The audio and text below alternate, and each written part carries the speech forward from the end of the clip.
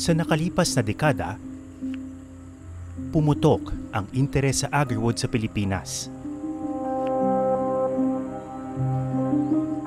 Ang punong hinahayaan lang dati, laparo pre, isa-isang pinutol sa kagubatan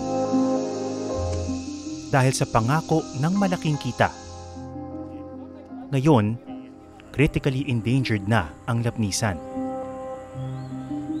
Dahil iilan na lang ang mga lugar sa bansa na may natitira pang matatandang puno, lalong naging delikado ang kalakaran. Ang ibang mga hunter na tila kabilang sa mga organisadong grupo, pinapasok na rin ang mga protected areas. Kuha ito ng isang kamera sa Northwest Panay Peninsula Natural Park.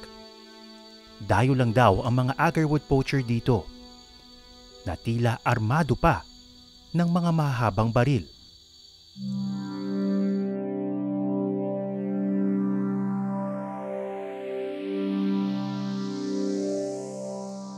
Nakipagkita uli ako sa buyer na si Dante sa Luzon. Naipuslit na niya ang agarwood galing sa mga bundok ng Mindanao. So, pag nagbebenta ka, ganito yung transaction? Ganito, usually, scent testing tawag dito. Na dapat amuyin din ng kliyente mo kasi may ibang mga nagbabagsak ng galing sa probinsya.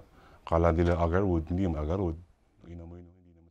Ang agarwood na tinatawag ring oud, hinahanap-hanap ng mga foreign buyers dahil sa kanyang amoy, lalo na pag sinindihan. Ng oud. So, ilawan yan siya. So ito. Sige, ilagay ko ito ng para lalabas yung mas maraming oil. Nakita mo yung nagbaburn na yung oil niya. Hindi mo masasabing basta mabango eh. Ang complex nung scent niya eh. May matamis, merong sweet smell, may woody smell, merong earthy smell. Siya yung Kwento ni Dante, karamihan sa mga kliyente niya galing Middle East o di kaya'y China, kung saan may mahabang kasaysayan na ng paggamit ng agarwood. Few minutes or few seconds na naamoy nila yung usok. Straightforward. I get this. How many kilos? Give me 2, give me 3 kilos. Tapos nagbabayad na ganyan? Agad-agad. Pero totoo bang nagkakahalaga ng milyong-milyong piso ang 1 kilo ng agarwood? Yung pinakamahal, yun yung mga oil na galing sa mga matatandang trees like 50 years old and beyond.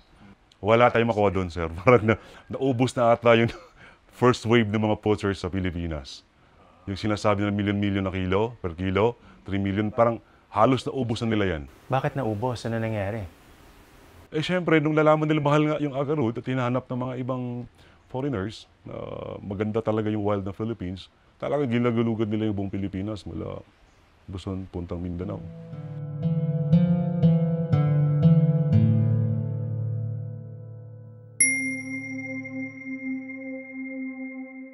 Ang matatandang puno ng lapnisan, natural na gumagawa ng agarwood sa piling pagkakataon. Halimbawa, kapag nasusugatan sila ng mga hayop sa gubat o napipinsala ng bagyo. Pero bihira lang itong mangyari, kaya sabi ni Dante, tsambahan lang daw ang paghahanap ng agarwood dati. Putol na putol kasi out of 100 trees, meron lang 3% dyan na may laman. So 3 to 7%. So isang daan pinutol mo, 3 to 5 kahoy lang napakinabangan, the rest wala. So Sayang naman. sayang yun. Ang mga binibentang agarwood ni Dante ngayon, galing na lang umano sa mga inoculated na puno, na umaabot na lang daw ng 300,000 pesos kada kilo. Pero bawal pa rin ito dahil galing sa mga puno sa kagubatan. But first, you need to check first the quality. Regular daw na nakikipagkita si Dante sa mga banyagang kliyente, hindi lang sa Pilipinas kundi sa labas ng bansa.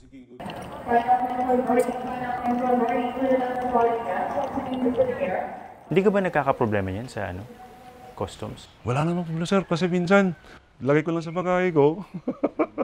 Local airport, kahit ilang airport, wala naman. So, kumbaga, nilagay mo lang dun sa bangkay mo, nilagay sa loob ng damit, Hindi naman nakikita. Darating din daw ang araw na puro tanim na lapnisan na lamang ang aanihin nila Dante.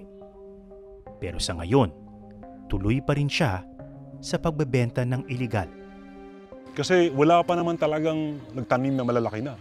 But I'm sure may hangganan to eh. Kasi ba't ako pupunta ng bundok if I have hundreds or thousand trees sa farm ko?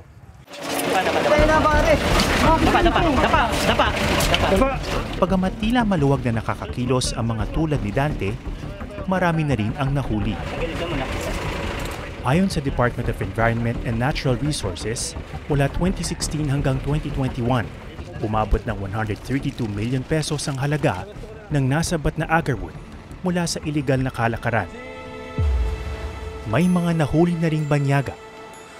Sa buong mundo, tinatayang $30 billion o 1.7 trillion pesos ang global agarwood market.